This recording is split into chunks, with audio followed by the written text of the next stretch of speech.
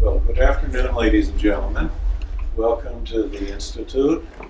For those of you who are new to IWP, and some of you may be, we are not a think tank.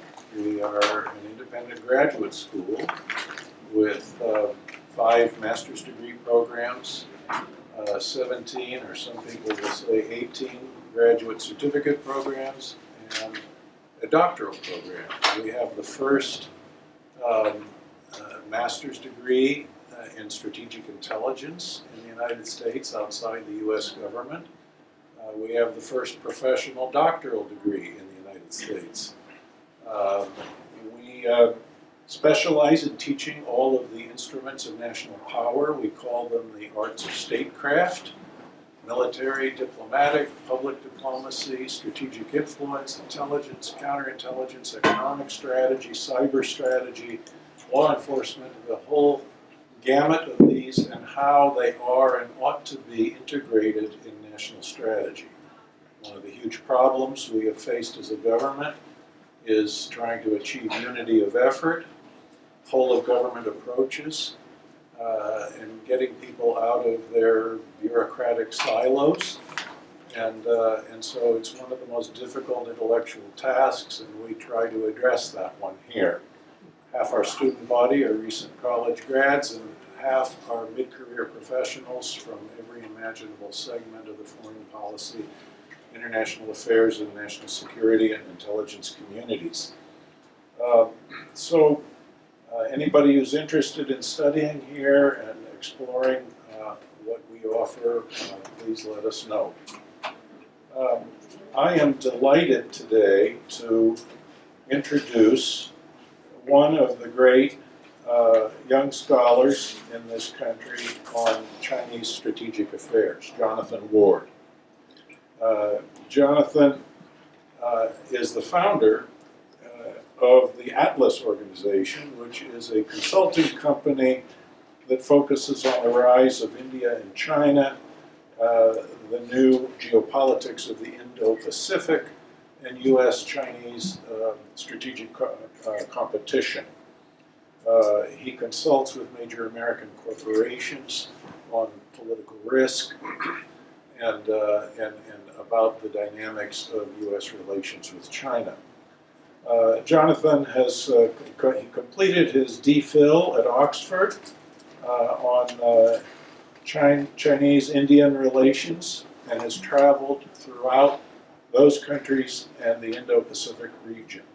He's consulted for the Pentagon on Chinese grand strategy, and he has been doing analysis on Chinese global strategy, the Indian Ocean region, Maritime Asia for Oxford Analytica, which is the UK's leading political risk consultancy. In the past. Excuse me? In the past. In the past. It has done so in the past. He has traveled prodigiously. He has traversed the South China Sea on an Indonesian cargo ship. He has hitchhiked with truck drivers along the China-India Himalayan border.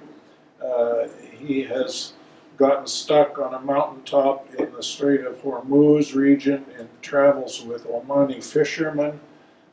He studied at Columbia University as an undergraduate. He speaks several of the world's most difficult languages: Russian, Chinese, Spanish, and Arabic. He's lived in Russia, China, India, Latin America, Europe, and the Middle East. And he has been a member of the 2018 Next Generation National Security Leaders Fellowship Program at the Center for a New American Security. And he's also been a research associate at Oxford University's Changing Character of War program. He has written a remarkable book called China's Vision of Victory, and he asked, I wanted, yes, here it is, for everybody to see, and which has been widely endorsed by a number of very prominent strategic analysts and senior government officials and military leaders. He's asked that we do this in a kind of an interview format today. And so I would just like to begin by asking Jonathan what inspired him to write his book, and you know, what is the problem that he has endeavored to try to solve? Thank you, John, for the very kind introduction. It's great to be here this evening. The focus on all instruments of national power and the use of such instruments in American strategy is obviously going to be one of the most important things for the next generation of American strategic thinkers to be focused on. So it's wonderful to just always hear about what you're doing here at IWP. And you asked what problem I was trying to solve, and I think what it was, and if you know, certainly I wanted people to see what I was seeing as I you know, went on this essentially 10-year-long journey to understand the rise of China. And that journey for me began not just as a young language student at Columbia, but ultimately hitchhiking around China, backpacking around China, living in very remote areas, getting to know the people of China, the sort of system, what it was like to live there, to be there, in ways that most foreign observers were not going to encounter, in ways that the information I think that was traveling to China, from China to the United States, tended to be about commerce and sort of engagement and doing business, and people were missing things like Xinjiang and Tibet and the nature of the Communist Party. And you know, I was able to see those regions firsthand, you know, over a decade ago, and to see that sort of dark side, and then ultimately traveling globally and realizing that in the context of all the sort of you know, regions that count in the 21st century and the rise of China and the goals of China's government are, I think, the most important and overriding problem that we've got. I mean, this is, you know, the Communist Party of China very clearly, very unequivocally seeks to become the dominant, preeminent power in the 21st century. And they have an entire program that I've laid out in China's Vision of Victory of how to go about that, how to do it. It's, on one hand, the book lays out the vision, but it also lays out the strategy. And I just was encountering way too much about China where people are kind of saying, well, I think they think, you know, this, I think maybe China's trying to do that. No, I mean, let's understand what it is exactly that they are doing. So the book basically allows people to walk through, not my opinions of China, but the strategic thinking of the Communist Party of China in their own words, in their own documents, in their own deeds. As an Oxford student, you know, I was working on China-India relations in the founding decades of the People's Republic of China when they went from what they called 1,000 years of brotherhood, ultimately to the border war in the Himalayas in the course of a decade, just a decade. So I had access to all these primary diplomatic documents in Beijing that explained the sort of strategic thinking towards major powers in the early decades of the PRC, and that too allowed me to get acquainted with the founding visions of China's leaders, of Mao, of Zhou, of all these others.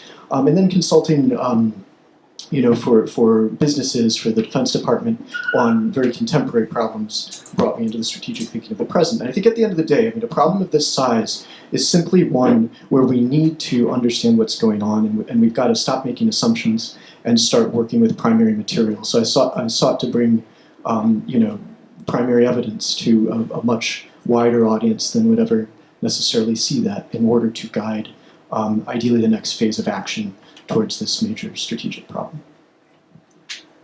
Well, in your book, you summarize U.S. policy over the past few decades as being a policy of engage and hedge, where we engage with China economically, but hedge against the possibility that they could become a potential military threat to us, our allies, particularly in the East, and maybe even on a global basis. The question is, and it seems that you are basically saying this, that this whole policy was based on illusions about Chinese strategic goals. And I'm wondering if you could describe those illusions a little bit. What prompted them? You know, what is the anatomy of those illusions? Sure, I think there was very wishful thinking on the American side in the idea of opening China, engaging China. We had this, there was pragmatism to it in different eras, but those eras sort of melded into one another, and it became simply engagement for the sake of engaging. Engagement hedge, very simply, is the idea that if we, essentially engage China diplomatically, economically, commercially, all the rest of it, we could bring them into the world sort of community of nations. And you're talking about a country that, as we opened it, was undergoing the cultural revolution, and it had really become sort of lost its relations with many of its with the USSR, which was a former protector. It had gone to war with India. It had gone to war with the United States. I mean, in the midst of the Cold War, the idea is we could bring them in as a partner to the U.S. in our shared struggle against the USSR. Once the Cold War is over, essentially American business goes in. You're looking at labor arbitrage, supply chain advantages, these sorts of things. That gives it a sort of second wind. Then you're looking at in the 2000s, let's say that's in the 90s, in the 2000s, you're talking about the rise of the China market. And American companies and finance really all want to get in there for the sake of this market. And in the meantime, the hedge side of it is meant to say, we want to essentially facilitate the rise, China's integration into the, global order. But we also want to make sure that we're taking care of the balance of power in the Pacific. But at the end of the day, the net result of that strategy is that we're funding an arms race against ourselves. I mean, we basically, in many ways, are responsible for bringing about, the rise of China as we know it today as a technological and industrial superpower. I mean, their access to the American market without having to, adjust their form of government.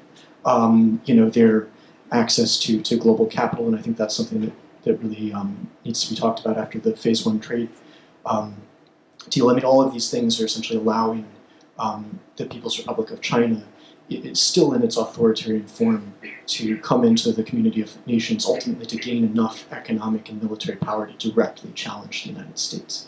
And the problem is, at the base of that, there seemed to be very little interest in what the goals of China's government might actually be. And that's the part where I think there was a giant gap in what could have been understood. There were people that weren't against this, but at the end of the day, we were working with, I think, an idea, a hope of what China might be should we pursue engagement, instead of working with a reality, a knowable reality about what its, how its leaders saw their essentially destiny as a nation. And that's the part that they're absolutely clear about. And that's what this book is essentially about. China's leaders call this the great rejuvenation of the Chinese nation.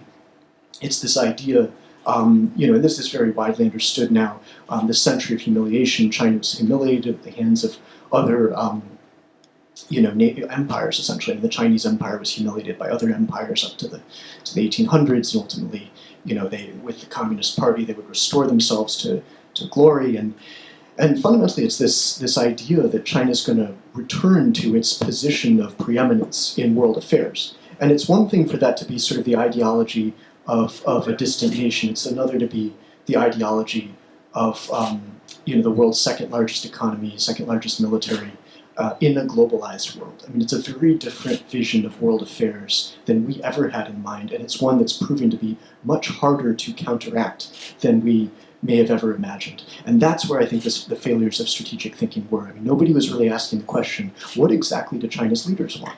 And I think we could have known that. I think we could have known that much sooner.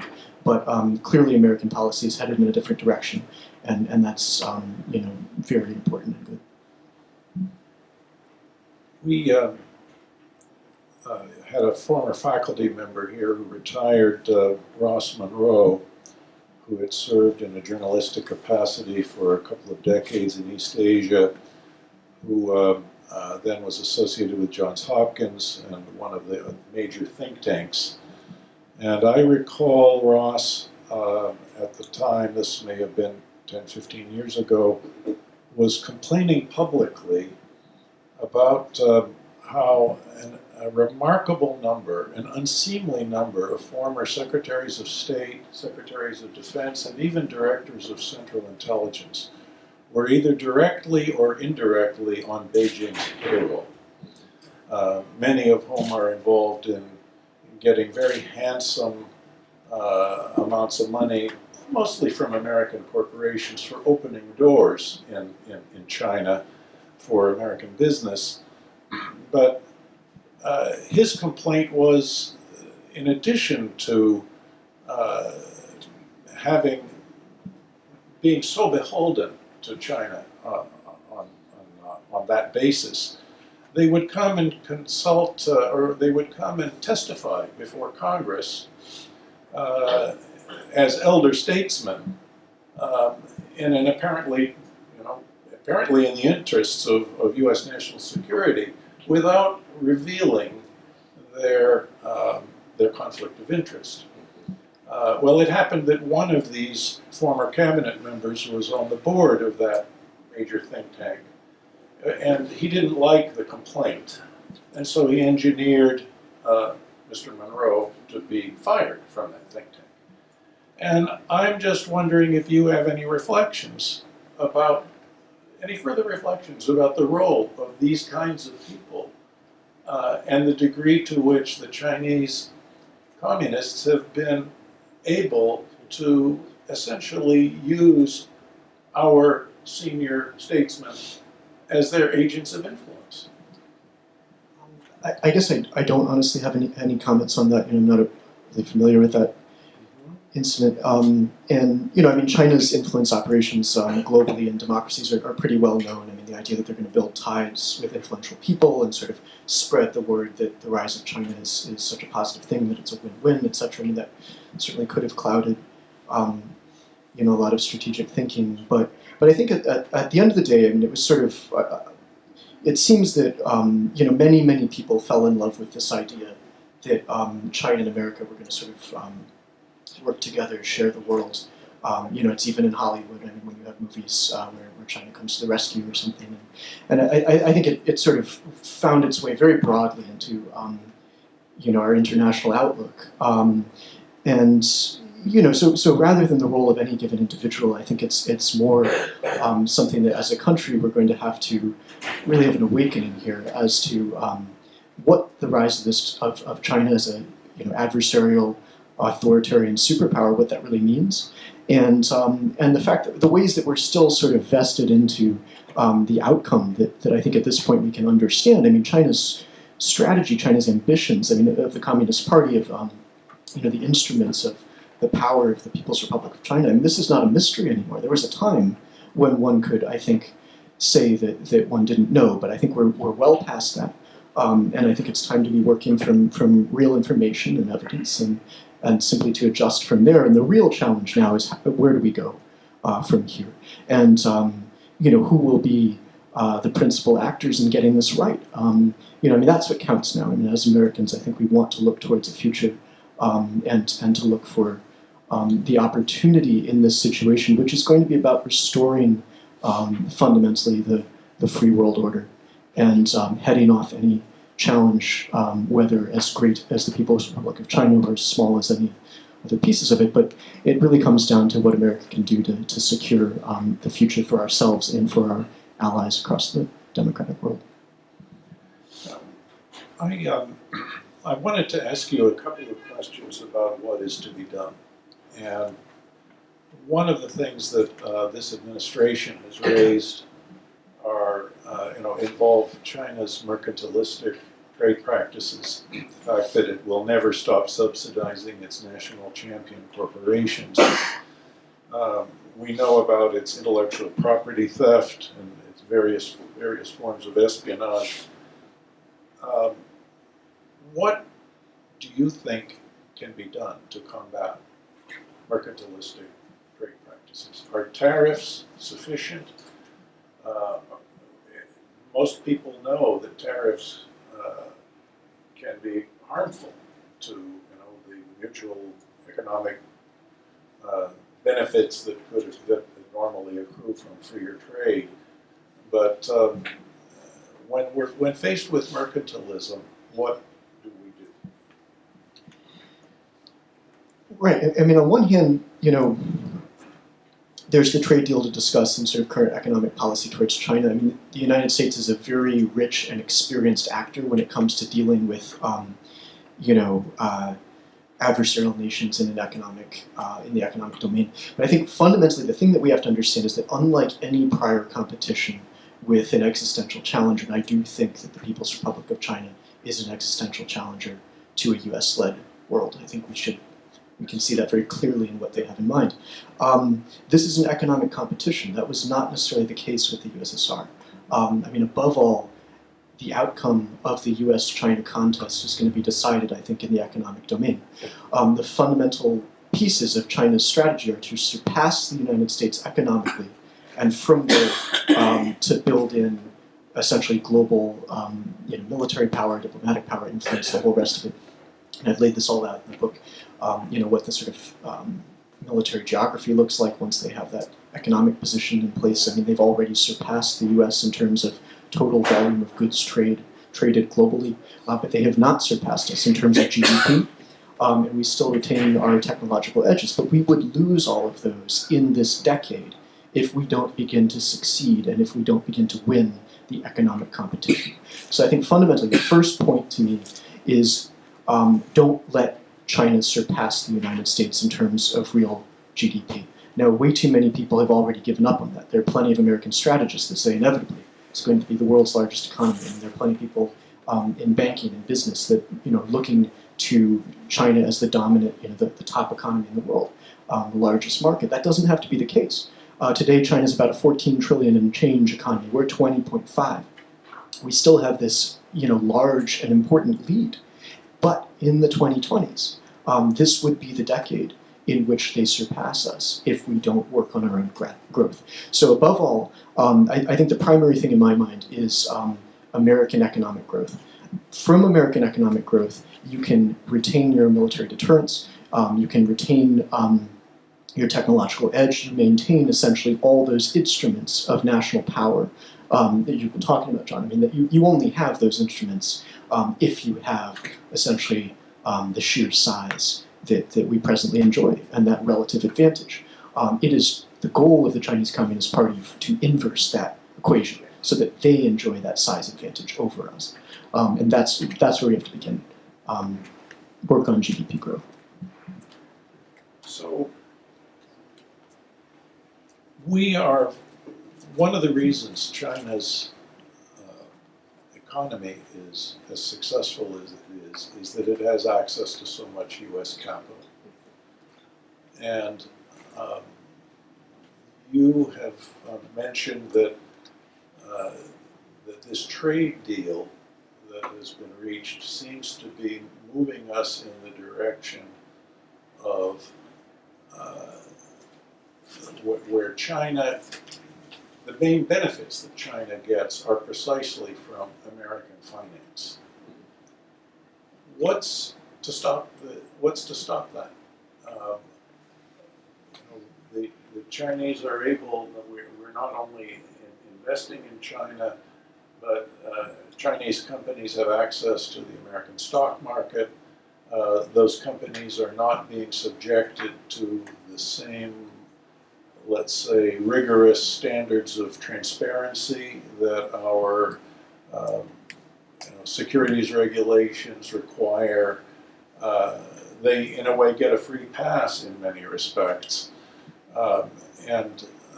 Is this something that should be restricted, can be restricted, as a way of choking off the fuel of their sort of both civilian and military economies?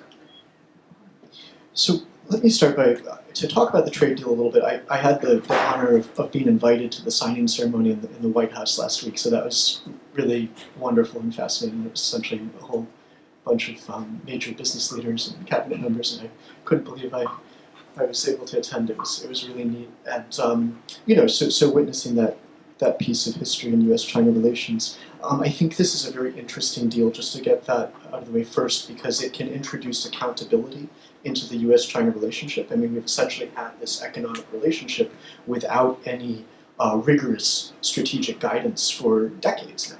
And for the first time, you have essentially on paper the idea that, intellectual property theft isn't going to happen, those sorts of transfers aren't going to happen, that there's going to be a certain level of accountability in the US-China economic relationship on certain major items. And some things have not yet happened, such as subsidies and essentially many aspects of China's state-led mercantilist growth model.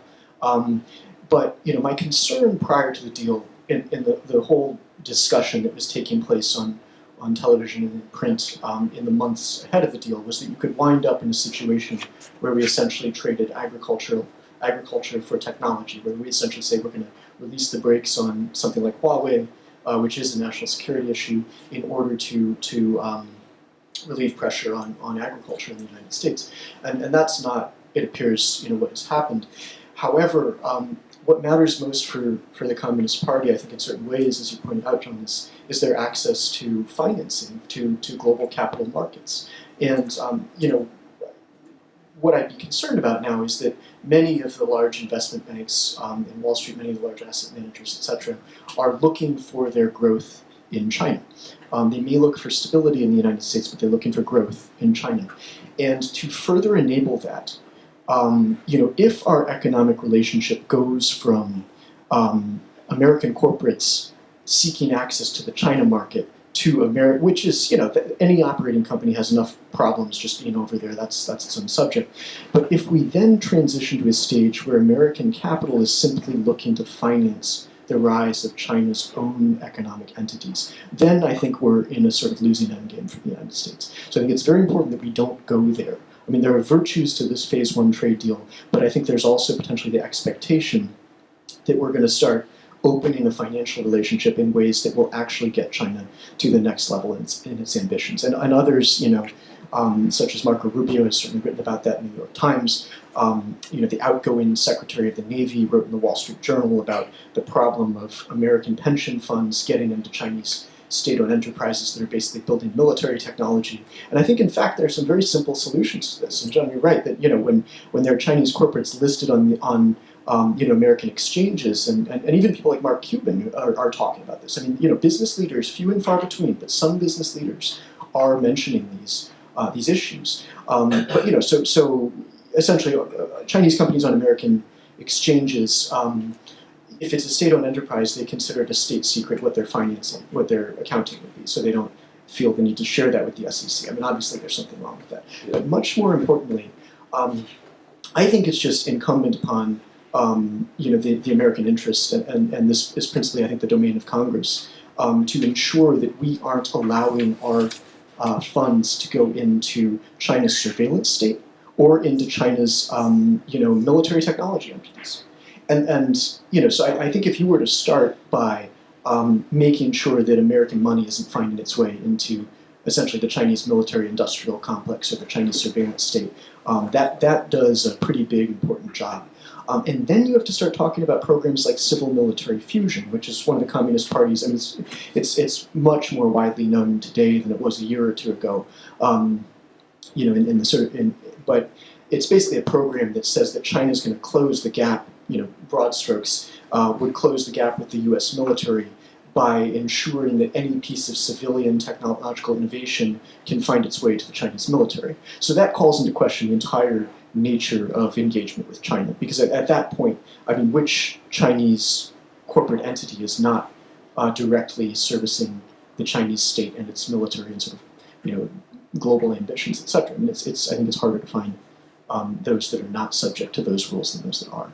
So bottom line, I mean, what China's government is trying to do, regardless of any level of negotiation with the United States, is to ensure that they retain control over the broader project of the great rejuvenation of the Chinese nation and, therefore, the direction and control of China's economy. So they've always, they've had a policy essentially since Deng Xiaoping that said we're going to let a certain level of free market thrive in order to achieve growth goals, but we won't let that come at the expense of control. So their ability to allow the economy to move forward is, on one hand, something that is, still, I think, quite dependent on their engagement with the United States. But in its next stages, that's going to have more to do with capital flows than even technology. Well, speaking of technology and technology transfer, I mean, we have actively both overtly and covertly assisted China in the development of something like 10,000 different technologies over the last 30 years or so. We permit the Chinese to make 5,000 visits a year to our national laboratories, where a visit constitutes a stay of 2 weeks to 2 years. There are probably 25,000 intelligence collectors from China in Silicon Valley alone, and there may be as many as 50,000 or more throughout the nation. American lawyers are being paid handsome sums by China to teach Chinese intelligence collectors how to circumvent US export control regulations in order to steal American technology, effectively steal it, but do it legally by circumventing the laws. And I don't particularly see a lot being done to stanch this flow of technology acquisition and technology theft. And I'm wondering if you have any reflections upon this. I guess pretty much every intelligence chief in the United States has at this point testified to the problems we're facing with Chinese industrial espionage in the United States.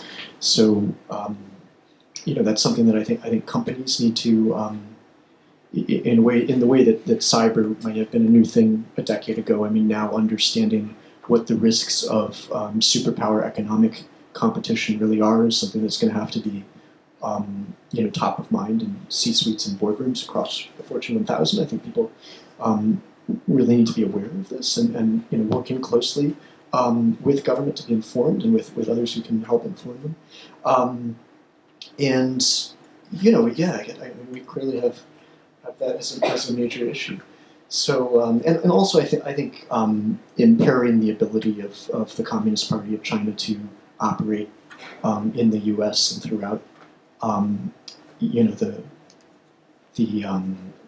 democratic world. I mean, on one hand, their ability to coerce their own citizens into taking actions that they might not otherwise want to take is a problem that we might have, and I think it's also going to be very important to draw the distinction between essentially malign activities by the Chinese government here and any threat to Chinese Americans. I mean, that's an important one that we get right as a society, that we're not unwarrantedly accusing people of things. I mean, at the end of the day, we're dealing with an authoritarian government with global reach, and that is the nature of the problem. It's not, there are many people that are coming over here that would like to wind up in the United States, and I think fundamental to this competition is going to be the ability of the United States to draw upon the talent of the entire world.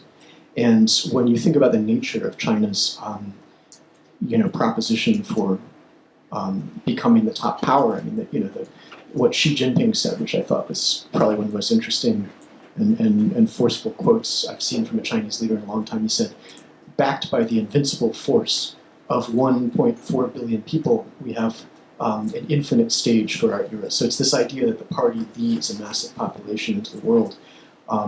The best counter to that is really that the United States remains an open system that's inoculated against hostile authoritarian powers, and that we're drawing on the talent not of 1 billion people, but of 7 billion others from all around the planet. I mean, that's really the answers to this contest with China, I think, are on one level in our open, innovative society, and also in the global alliance system and the global free world, which today is 2/3 of the world economy.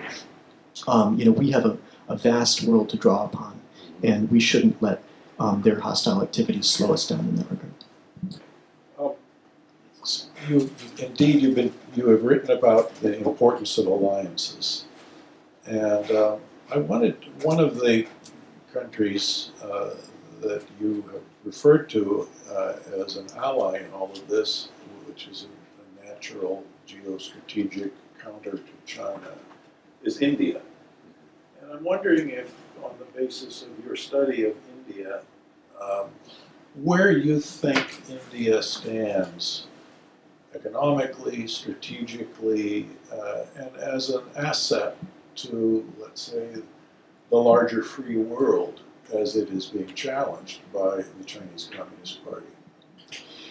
Right. So my own background, my PhD work was in China-India relations.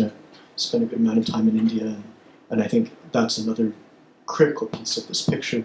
Mostly on the positive side. I mean, I would hope that the U.S. relationship with India would be the special relationship of the 21st century in the way that the relationship with Britain, defined the 20th century.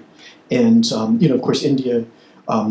It does not like to enter alliance systems, and I think we have to respect that. I mean, they value their freedom and autonomy, in many ways, in the same ways that we do. I mean, they see themselves, they fought very hard for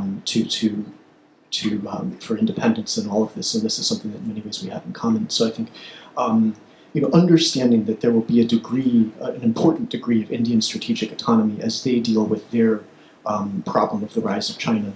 And also at the same time, we have such a natural partnership. I mean, this is a relationship that we have to nurture. And when one looks at the map of the world and thinks about essentially a Russia-China combination on one side, and I think that's where we are today, though that may change over time. And then you think about the global US alliance system. I mean, we really will need other major powers in our camp. So in some ways, the fate of the free world has a lot to do with the choices that India makes. And I do think that India will have to make harder choices.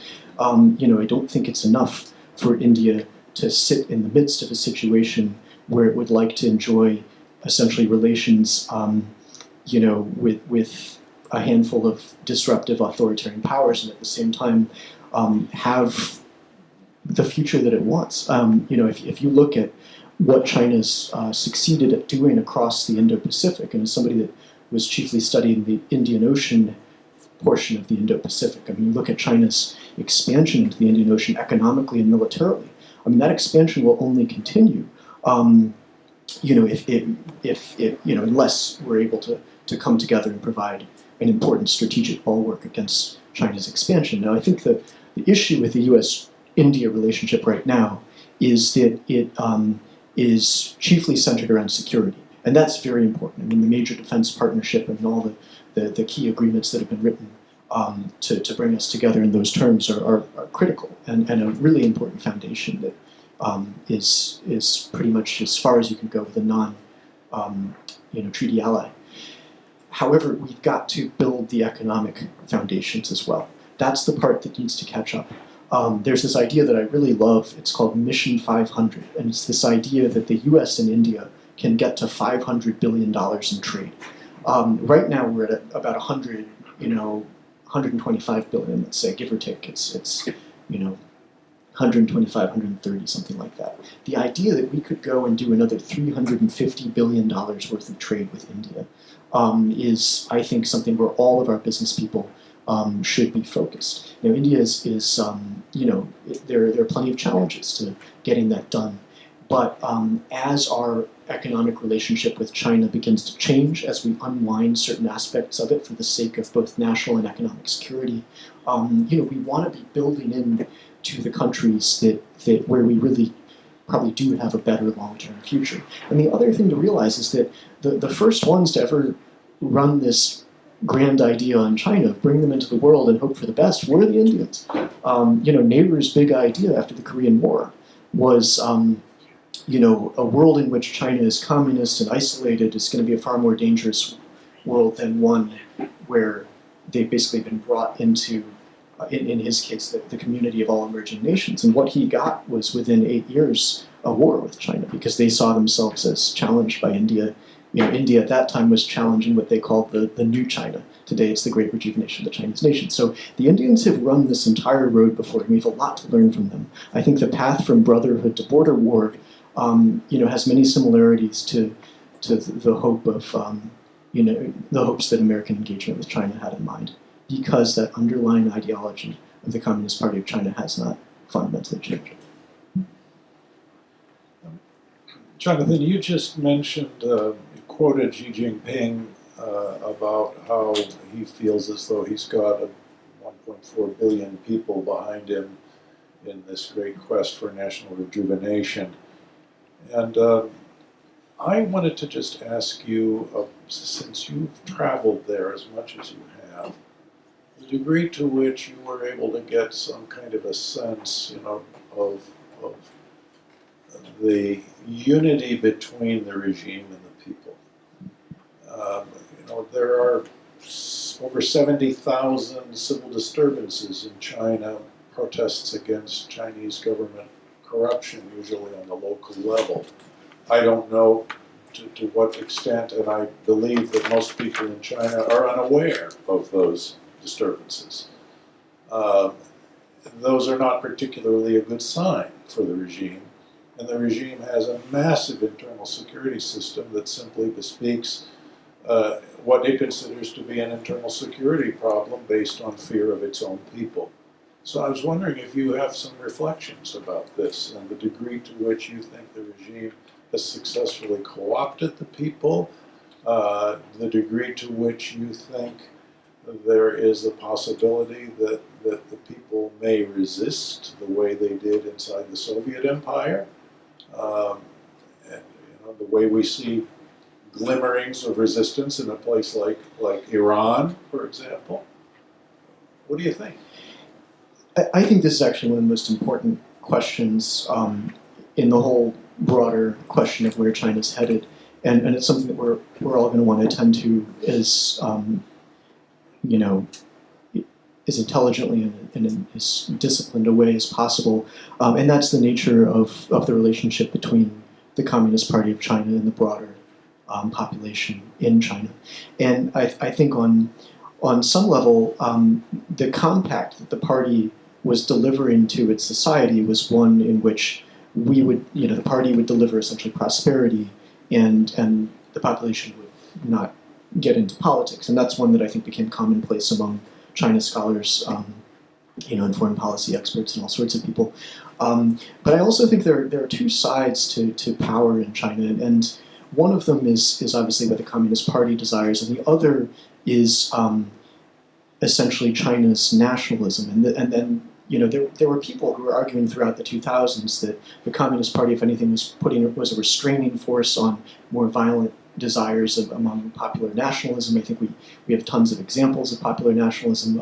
I have a lot of anecdotes about that from my travels there. But you really have to manage this question of basically. I think that the United States is going to have to communicate to China and to China's people that the party and its goals are, the party's pitching itself as a road to glory, as literally the road to rejuvenation. It's almost a religious story. We fell, we rose again, and only we can guide you.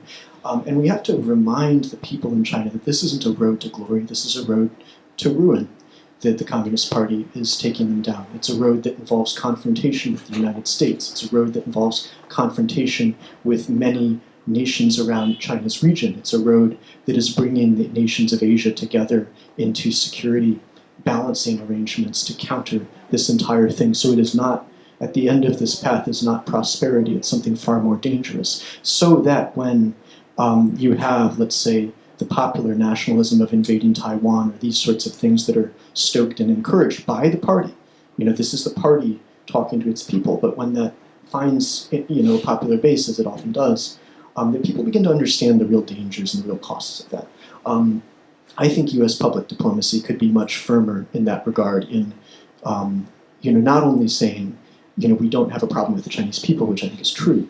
We do not have that problem. What we have a problem with is the ambitions of this government. But we also have to help illuminate and I think this does take some of the lessons of, Voice of America in the Soviet Empire and such. But being able to communicate with the Chinese people that, in fact, the party's goals are incredibly dangerous, because pretty much everybody alive in China today has witnessed, or many of the, let's say, the prior generations, not the millennials so much, but earlier generations witnessed the Cultural Revolution. Some of them witnessed various wars that China fought with its neighbors. It's they know what it's like to be led astray by their government. And I think that we have to understand that Xi Jinping's agenda is is perhaps just as dangerous as Mao Zedong's. I mean, Xi Jinping calls on a very regular basis for preparing to fight and win wars. I mean, against who? I mean, essentially against the United States and our allies. That's who he's talking about. Against, retaking Taiwan, all of these things that, in many ways, because when I was traveling there and living there and I meet so many people who would tell me, oh, the party's not going far enough, why haven't we taken the South China Sea yet? I'd have this conversation with master's degree students and, in universities in China. I'd have it with people selling newspapers or in taxis. I'd have it with officials. A lot of very militant nationalism there that I think we have to begin to communicate the dangers of that nationalism, because the Communist Party, I think, is really misleading its country in that regard. Jonathan, let me ask you about other potential vulnerabilities that you see in China. I personally consider that we are in a Cold War with China, and that China has been conducting Cold War policies against us for a very long time. Not only their espionage, their strategic influence operations, their testing of lasers against our satellites in order to try to blind them, their sending of arms of AK-47s to Los Angeles street gangs, with the next thing in the pipeline being Stinger knockoff missiles, shoulder-fired missiles. These are not particularly neighborly things that they have done, and their military buildup, and all of these sorts of things. And we have, insofar as we pay attention to any of this kind of thing, we are on our heels rather than on our toes. We are in a defensive and a reactive posture. We have virtually no offensive capability, or at least we're not using offensive capabilities, such as the ability to appeal to the Chinese people and the Chinese nation in our public diplomacy. As a matter of fact, in the last administration, they tried to shut down completely the Mandarin and Cantonese services of the Voice of America in order to save money. The amount of money they would save was $12 million. I like to say that that's the amount of money that fell out of a hole in a pocket of a sergeant in the Anbar province in 2006. So what about, in order to have some kind of an offensive policy that isn't, that where we are, and we're not talking about kinetic warfare, we're talking about information, ideas, giving the Chinese their history back, because the party has been engaged in historical revisionism. The century of humiliation, apparently, according to their narrative, includes American humiliation of China, when in fact we were helping China against Japan, and all of this is whitewashed out of the official histories. So we're basically absent from this, save the noble efforts of a few people at the Voice of America and Radio Free Asia and so on and so forth. But part of an offensive strategy involves looking at opportunities, looking at vulnerabilities. And so one of the great vulnerabilities, for example, of the Soviet Communist Party was the fact that it had a breakdown of what the Soviets called partynost, party-mindedness. In other words, party discipline. And you had a huge organization of over 20 million party members. Orders would come from the top. They would filter down through the bureaucratic ranks of the party down to the primary party organization, and the instructions would not be carried out. There was huge amount of corruption that was the result, that was part of all of this. And that, a lot of that was due to the rise of the underground economy, which the Soviet regime tolerated all the way back to Lenin's time, because it was the only instrument ensuring the survival of the workforce, of the population. But the party members were being bribed by the underground entrepreneurs and the mafia. They started to invest in the underground economy, and they started developing forms of self-interest that were at variance with the party's interest. And I think the Chinese Communist Party has learned a lot of these lessons and has effectively tried to make it so that private interest of party members and PLA officers is actually not at variance with the party's interest. They're making it legitimate rather than criminal.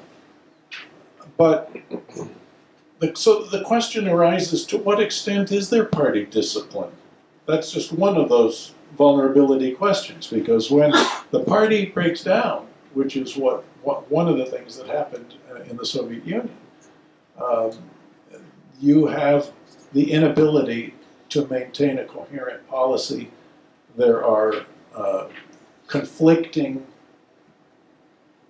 instructions that come from on high, and I need not review all of those, but I was just wondering what your reflections are, and from your knowledge of the field, to what extent is the sinological community in this country studying that question? The vulnerabilities in general, and specifically the coherence, the cohesion, the unity of the Chinese Communist Party. I think on one hand, this is clearly something that Xi Jinping is trying to do through sort of, ideological education and sort of Xi Jinping thought and the whole push that's been on that, enshrining it in the Constitution and putting party rule into university charters, all sorts of things at this point. And he's trying to get the party more into society, not less, more into the companies, more into the universities, more into pretty much everything, consolidating his own power, particularly around, instruments of national security and military instruments. So I think, there's a Xi sort of push here to bring, party discipline back into the picture, so to speak. But how successful that really is and how successful that's going to be in the long run, I think it also has a lot to do with their ability to build and manage a massive surveillance state, and to take advanced technologies, like facial recognition and all the rest of it, and wrap it up into a concept of how society works, such that you can introduce a social credit score and then apply that to your policy goals and such. So I think we have yet to see that really play out. I think the vulnerabilities in that system, in a way, it's uncharted territory, because a place like the USSR didn't have the technologies that the Communist Party has today in China, and at the same time, China still does seek this sort of integration with the wider world to pursue its economic objectives. So all of this introduced not just vulnerabilities at home, but also in their broader, how to get their global vision done. Their global vision depends fundamentally on engagement with the OECD, with Europe, with the United States, with Japan. So you can look at their strategy and find all sorts of things that are pretty big gaps in there. But I think the thing that we really need to focus on, certainly people are going to focus on vulnerabilities within China and how that works and how to run something of that nature. But above all, I think the most important gains are going to be in unifying the rest of the democracies. The 3-point strategic goals that I would advocate for America to win this contest. And I think that's right. I don't think we've come up with the words yet for, if the Cold War was the Cold War, what we're in now, some brilliant person could come up with the analogous words for Iron Curtain and Cold War and what have you. But China's certainly running a program that's meant to outmaneuver and ultimately surpass the United States of America. And they're running that while using very deliberately all instruments of national power. And they have that concept more clearly than we do these days. But I do think the broader antidote is if you are able to win the economic competition, which essentially means winning the competition in business and finance. We have to have our businesses out competing their businesses all around the world. you then maintain military deterrence and in your technological edge. You can only really do that with the first one, and then uniting the essentially the democratic world. And you get those three things done, and I think we have a China strategy that works. And I think that in some ways has a lot less to do with any ways in which we'd actually cause disruptions within China. I mean, they have their hands full anyway there. We really have to be working on rebuilding the broader world in a way that doesn't allow them all the advantages that they've exploited for the last 25 or 30 years. Can you share then your reflections on the implications of what's going on in Hong Kong today and the recent election in Taiwan, and what the implications are for China and its strategy? Right. So its internal security too. Beginning with the elections in Taiwan, I think on one hand, people were all around the world anticipating Chinese influence operations to be, pretty impactful in the Taiwan elections, and certainly I think there are plenty of people studying the nature of Chinese influence operations in Taiwan, and yet you have a resounding, victory for the DPP, which is far more aligned to the United States and to the broader free world and protective of its democracies than anything the PRC would ever want. And at the same time, I remember when I was first in Taiwan in 2014 as a graduate student, and people were telling me, we don't want to be like Hong Kong. And this was way before the Hong Kong protests we're seeing today.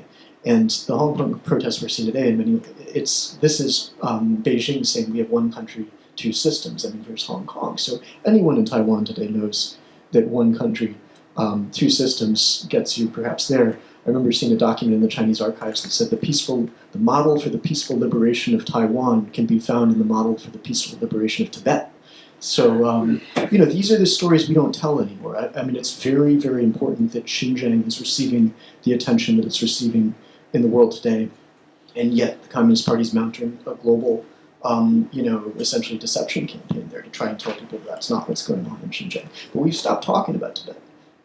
We've stopped talking about some of the major, authoritarian atrocities that have taken shape in China over the, past generations, and which have resulted today in a level of power which, China's perhaps never enjoyed on the world stage ever. And yet, Hong Kong and Taiwan show us and remind us that, when it comes to the Communist Party's appeal in its own region, the evidence, the resistance is right in front of us, both democratically in terms of elections and also just in the streets. I think the young people protesting in Hong Kong, are probably the bravest young people in the world right now, and they deserve our full and constant attention. I think it's very important to the future of the United States that we are, making sure that we're essentially going to listen and watch and see what is happening in Hong Kong. They're trying to show us what's going on, and we can't take our eyes off that. Let me just, you talked about some of the crimes and atrocities committed by this. The great Soviet human rights activist Andrei Sakharov, the inventor of the Soviet H-bomb, told the Kremlin publicly that it would never have peace with the United States and the West until it had peace with its own people, and that there could be no peace without respect for their own people's human rights. Human rights seems not to be a very large part of relations between the United States and China today, or between, anywhere else in the West and China. It seems to be all subordinated to commerce and perhaps military affairs. And I'm wondering if the kind of measures that are going to prevent the kind of technology transfer and finance transfer into China could be helped by a greater focus on whether it's the Uyghurs in East Turkestan, or whether it is the Lao guy in general, whether it is the program of made-to-order organ transplants, or other atrocities like this. And I'm just wondering the degree to which you think that that could make a difference in all of this. Well, I think there's no question that, on some level, the United States swept the question of human rights in China under the table in order to do business with China. And I think that was a bargain we were willing to make with ourselves before essentially authoritarian China reached a sufficient degree of power to actually challenge the United States directly. So now we're coming to the consequences of what it's like for a place that can do what it did in Tibet and Xinjiang, that can do what it does in terms of all the things that we can pull together for that place to aspire to global power. The Communist Party of China has essentially killed more human beings than any other regime in human history. So the fact that those who were killed was essentially were people who lived under the rule of the Communist Party is, I think, in many ways why the world was willing to overlook it. It did not yet go beyond its borders. But this is a regime that seeks to go beyond its borders. It's a regime that seeks to wield global power, on the level to which the United States wields global power. And I think we can't win this game unless we're able to make the case for America, and that is a human rights case. That's why geopolitics matters. I think is that at the end of the day, it's a question not of who's in charge, but what the nature of these are the questions of human freedom. They're the questions of what it means to be a human being and what sort of system will we live as the world. And we have got to learn how to make the case for the power of the United States and the rest of the world's democracies in the face of this challenge. Because we can talk about the military balance all day, we can talk about economic competition all day, but until we're able to succeed in essentially the moral domain of global competition, then I think the spirit just won't be there. So we have to be ready for that part. That may be the most important piece. The rest I think we can do just fine. Jonathan, I want to ask the authorities outside, do we have time for a couple of questions from the audience? Can we squeeze in at least a couple of them? Yeah, we do 3 questions. Does that work for you guys? Okay, I think that would be great. So, yes. Very well, sir. So, when you saw the parade in China and how fast they had stole so many things from us, and were parading them out, and our capital institutions fund their military, and they've been on a military footing. My question to you is, I know we've been talking about what they go from stealing to implementation very quickly. In fact, there have been catalysts probably we have offered them that have caused this to be such a fast rise to power. My question to you is, they play a game called Go. We play checkers. They position things.